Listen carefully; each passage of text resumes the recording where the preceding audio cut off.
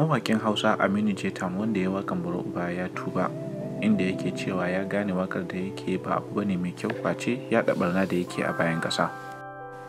Ya furta hakan a wata bidiyo da ya sake tare da cewa yanzu waƙoƙin yabon Annabi kawai zai koma yi, sannan yana neman 'yan uwa da su sashi a cikin addu'a. Kana ya ƙara da cewa duk wanda ya sake hawa waƙar Bura Uba a TikTok, Allah ya isa tsakaninsu da shi. Assalamu alaikum wa rahmatullahi ta'ala wa barakatu. Kamar yadda kuka sani, sunana Aminu Jeta, mai waƙar Bura Uba. Na san wasu sun san waƙar.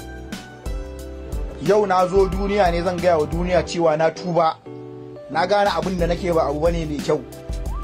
Na koma ga Allah, na daina waƙoƙin banza da nake yi, saboda billahi allazi la ilaha illa huwa mutuwa ake yi. Na rantse da Allah idan na mutu ana kunna wannan waƙoƙin, to kokin aljanna hannun ubana yake an buda ni ta wuta.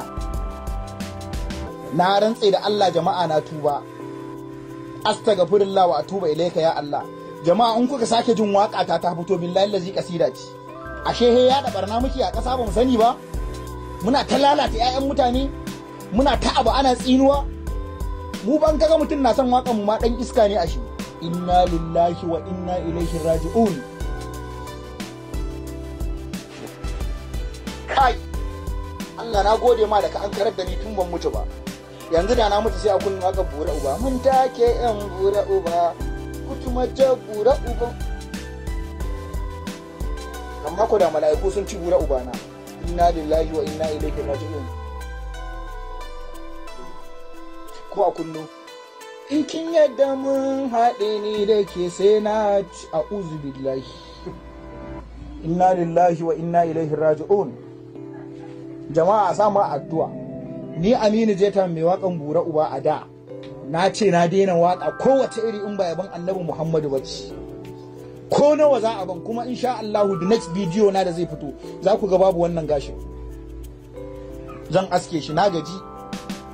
Allah ina roƙonka da kyawawan sunayenka, Allah dan sama dan ƙasa, Allah dan soyayyarka da Muhammadin Rasulullahi, Allah ka yafe mun duk waƙoƙin barnar da nayi.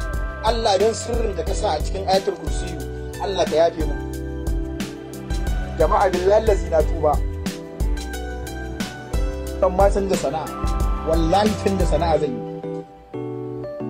Ashe waƙan nan da muke duk haramun ce. Da ke akwai waƙe na addinin musulunci babu kiɗa, amma duk abin da za a sa ganga a ciki ake ta haramta. Allah ya fi mana dan darajar Annabi Muhammadu. Duk wanda ya sake hawa waƙa ta da nayi na